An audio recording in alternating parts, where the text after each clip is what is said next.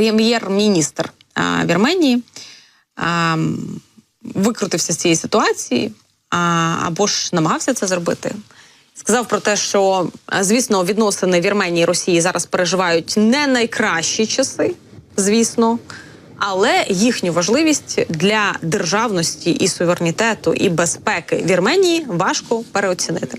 Я так розумію, знову ж таки, це такий, знаєте, закид на майбутнє, власне, про те, що щоб Росія не думала собі йти якоюсь черговою атакою, війною чи якимись своїми агресивними діями на територію Вірменії. Тому що всі, як ми бачимо, можуть грозити кулачком, всі можуть говорити про те, що ай-яй-яй, Путін не прав, але коли справа доходить до того, щоб стати з Україною єдиним фронтом і нарешті перестати опускати голову перед Росією, то в цей самий момент всі починають розказувати про те, як Росія важлива для їх державності, суверенітету і безпеки. Але, можливо, таким чином Єреван собі просто хоче отримати якісь гарантії безпеки, знову-таки, тому що традиційно кожна з країн, які або є в ОДКБ, а Вірменія в ОДКБ, я нагадаю, або знаходяться в безпосередній близькості до Росії, вони хочуть отримати гарантії безпеки від Європи, що у разі, коли вони відмовляться від співробітництва з Росією, то хтось їх прихистить, прийме і візьме над ними не те щоб шефство, але таку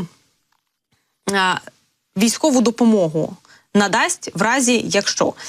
Свого часу ми бачили, як та ж Фінляндія говорила про те, що ні, ми не хочемо бути в НАТО, але після чергових погроз зі сторони Росії, після того, як Росія повномасштабно вторглась на територію України, Фінляндія сказала, слухайте, в принципі, бути членом НАТО не така вже і погана ідея.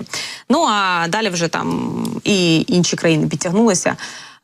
Тому що, знову ж таки, коли ти знаходишся в безпосередній близькості до головного терориста всієї землі, то, відповідно, дуже хочеться себе чимось захистити. Тож, що сказав Пашинян? Хочу наголосити, що ми не хочемо сперечатися з Росією, те, про що я вже сказала, не тому, що не в силах або не маємо можливості їм відповісти, але тому, що оцінюємо те величезне, позитивне, яке було і є в наших, таких стосунках.